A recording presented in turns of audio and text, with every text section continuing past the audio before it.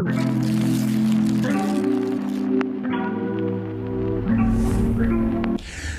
we are back. Jeremiah chapter 31. And when that happens, God's decree, it will be plain as the sun at high noon. I'll be the God of every man, woman, and child in Israel. They shall be my very own people. This is the way God put it. They found grace out in the desert. These people who survived the killing, Israel out looking for a place to rest, met God out looking for them. God told them, I've never quit loving you and never will. Expect love and more love. And so now I'll start over with you and build you up again, dear Virgin Israel. You'll resume your singing, grabbing tambourines and joining the dance. You'll go back to your old work of planting vineyards on the Samaritan hillsides and sit back and enjoy the fruit. Oh, how you will enjoy those harvests. The time's coming when watchmen will call out from the hilltops of Ephraim, on your feet, let's go to Zion, go to meet our God. Oh yes, God says so. Shout for joy at the top of your lungs for Jacob. Announce the good news to the number one nation. Raise cheers, sing praises, say, God has saved his people, saved the core of Israel. Watch what comes next. I'll bring my people back from the north country and gather them up from the ends of the earth. Gather those who've gone blind and those who are lame and limping. Gather pregnant women. Even the mothers whose birth pangs have started. Bring them all back, a huge crowd. Watch them come. They'll come weeping for joy as I take their hands and lead them. Lead them to fresh flowing brooks. Lead them along smooth, uncluttered paths. Yes, it's because I'm Israel's father and Ephraim's my firstborn son. Hear this, nations, God's message. Broadcast this all over the world. Tell them, the one who scattered Israel will gather them together again. From now on, he'll keep a careful eye on them, like a shepherd with his flock. I, God, will pay a stiff ransom price for Jacob. I'll free him from the grip of the Babylonian bully. The people will climb up Zion's slopes, shouting with joy, their faces beaming because of God's bounty, grain and wine and oil, flocks of sheep, herds of cattle. Their lives will be like a well-watered garden, never again left to dry up. Young women will dance and be happy. Young men and old men will join in. I'll convert their weeping into laughter, lavishing comfort, invading their grief with joy. I'll make sure that their priests get 3 square meals a day, and that my people have more than enough. God's decree. Again, God's message. Listen to this. Laments coming out of Ramah, wild and bitter weeping. It's Rachel weeping for her children. Rachel refusing all solace. Her children are gone, long gone into exile. But God says, stop your incessant weeping. Hold back your tears. Collect wages from your grief work. God's decree. They'll be coming back home. There's hope for your children. God's decree. I've heard the contrition of Ephraim. Yes, I've heard it clearly, saying, you trained me well. You broke me, a wild yearling horse, to the saddle. Now put me trained and obedient to use. You are my God. After those years of running loose, I repented. After you trained me to obedience, I was ashamed of my past, my wild, unruly past. Humiliated, I beat on my chest. Will I ever live this down? O Ephraim is my dear, dear son, my child in whom I take pleasure. Every time I mention his name, my heart bursts with longing for him. Everything in me cries out for him. Softly and tenderly, I wait for him. God's decree. Set up signposts to mark your trip home. Get a good map. Study the road conditions. The road out is the road back. And come back, dear Virgin Israel. Come back to your hometowns. How long will you flit here and there, indecisive? How long before you make up your fickle mind? God will create a new thing in this land. A transformed woman will embrace the transforming God. A message from Israel's God of the angels' armies. When I've turned everything around and brought my people back, the old expressions will be heard on the streets. God bless you. Oh, true home. Oh, holy mountain.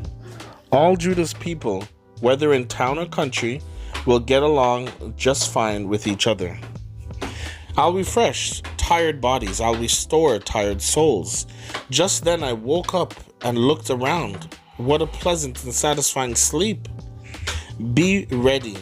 The time's coming, God's decree, when I will plant people and animals in Israel and Judah, just as a farmer plants seed. And in the same way that earlier I relentlessly pulled up and tore down, took apart and demolished, so now I am sticking with them as they start over, building and planting. When that time comes, you won't hear the old proverb anymore. Parents ate the green apples, their children got the stomachache. No, each person will pay for his own sin. You eat green apples, you're the one who gets sick. That's right, the time is coming when I will make a brand new covenant with Israel and Judah. It won't be a repeat of the covenant I made with their ancestors when I took their hand to lead them out of the land of Egypt. They broke that covenant, even though I did my part as their master, God's decree. This is the brand new covenant that I will make with Israel when the time comes. I will put my law within them, write it on their hearts, and be their God. And they will be my people. They will no longer go around setting up schools to teach each other about God. They'll know me firsthand. The dull and the bright, the smart and the slow, I'll wipe the slate clean for each of them. I'll forget they ever sinned, God's decree.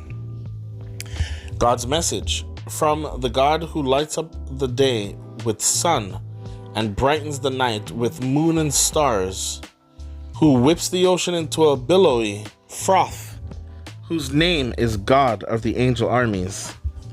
If this ordered cosmos ever fell to pieces, fell into chaos before me, God's decree, then and only then might Israel fall apart and disappear as a nation before me.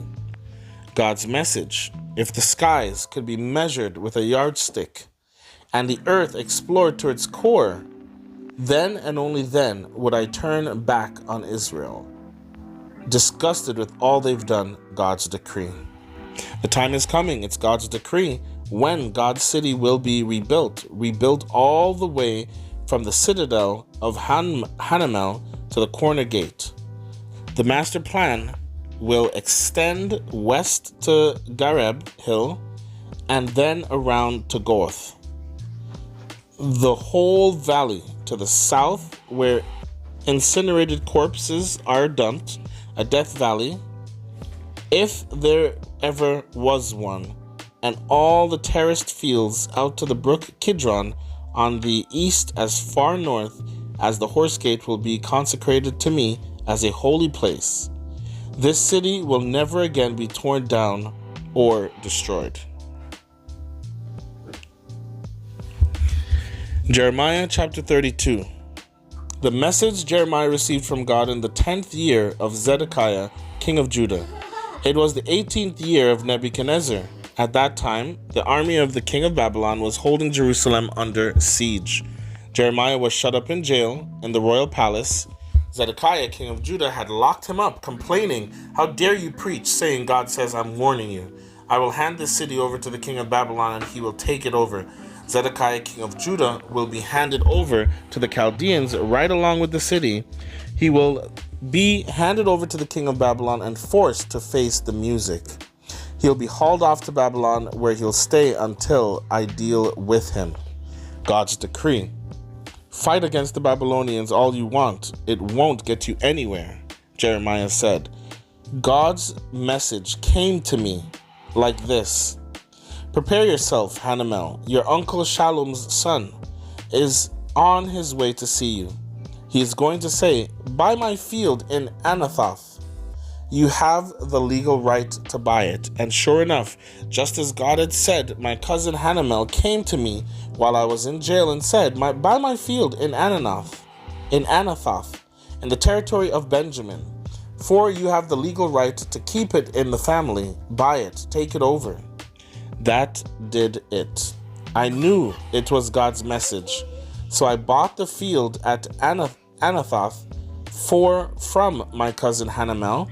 I paid him 17 silver shekels. I followed all the proper procedures.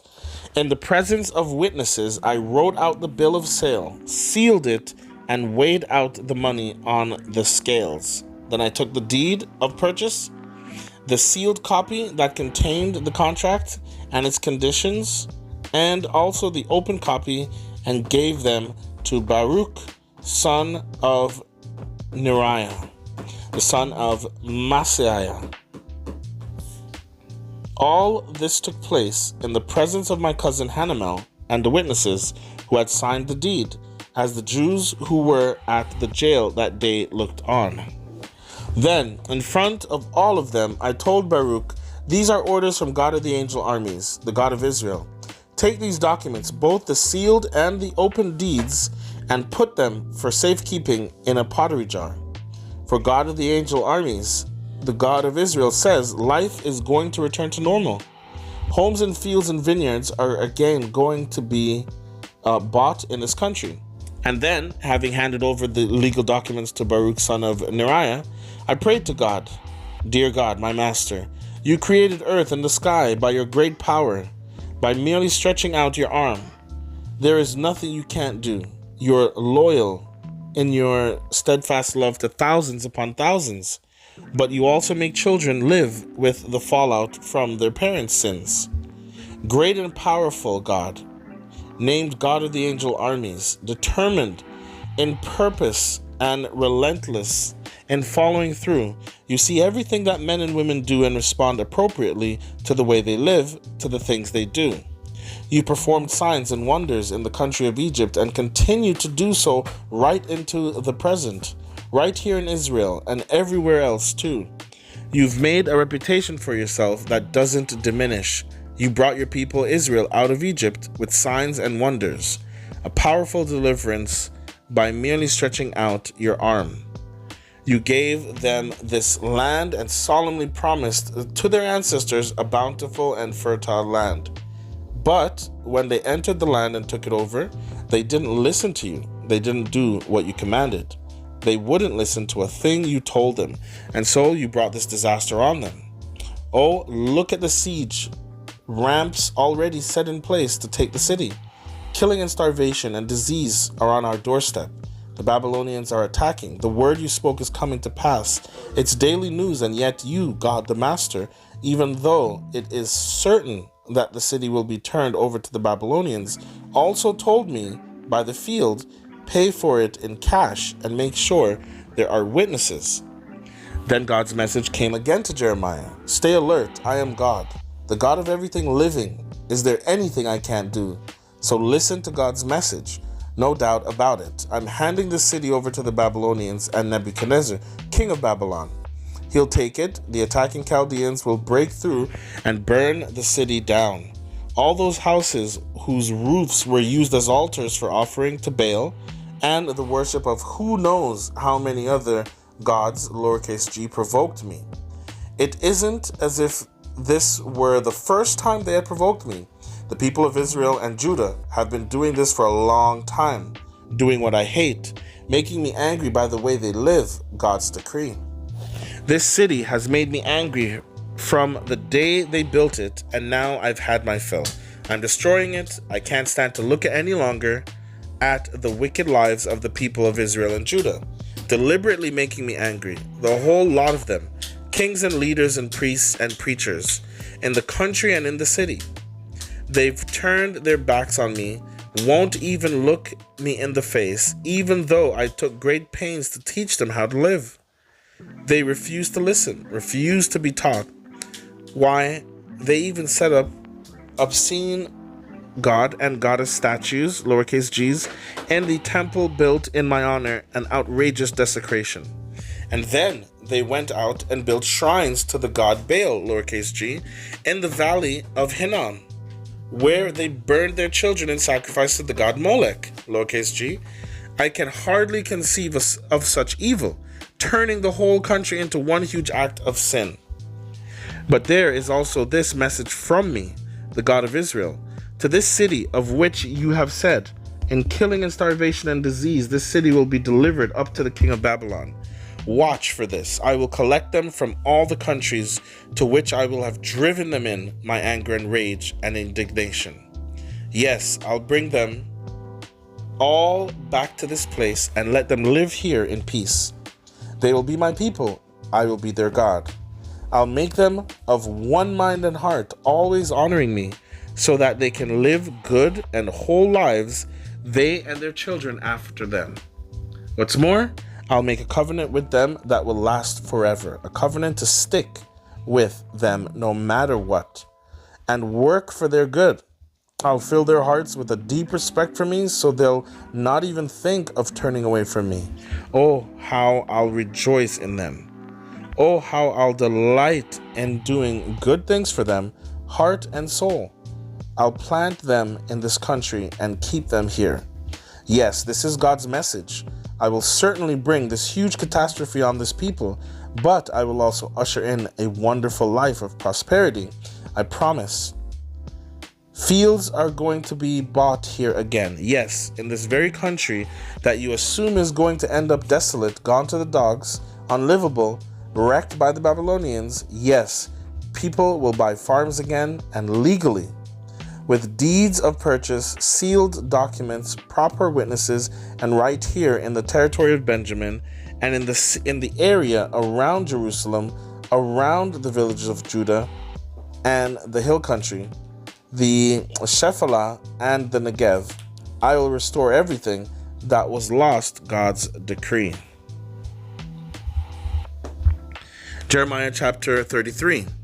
While Jeremiah was still locked up in jail, a second message from God was given to him. This is God's message, the God who made earth, made it livable and lasting. Known everywhere as God. Call to me and I will answer you. I'll tell you marvelous and wondrous things that you could never figure out on your own. This is what God, the God of Israel, has to say about what's going on in this city, about the homes of both people and kings that have been demolished, about all the ravages of war and the killing by the Chaldeans, and about the streets littered with dead bodies of those killed because of my raging anger, about all that's happened because the evil actions in this city have turned my stomach in disgust. But now, take another look. I'm going to give this city a thorough renovation, working a true healing inside and out. I'm going to show them life whole, life brimming with blessings. I'll restore everything that was lost to Judah and Jerusalem. I'll build everything back as good as new. I'll scrub them clean from the dirt they've done against me. I'll forgive everything they've done wrong, forgive all their rebellions, and Jerusalem will be a center of joy and praise and glory for all the countries on earth. They'll get reports on all the good I'm doing for her. They'll be in awe of the blessings I am pouring on her. Yes, God's message. You're going to look at this place, these empty and desolate towns of Judah and streets of Jerusalem, and say, a wasteland, unlivable. Not even a dog could live here. But the time is coming when you're going to hear laughter and celebration, marriage festivities, people exclaiming, thank God of the angel armies. He's also good. His love never quits.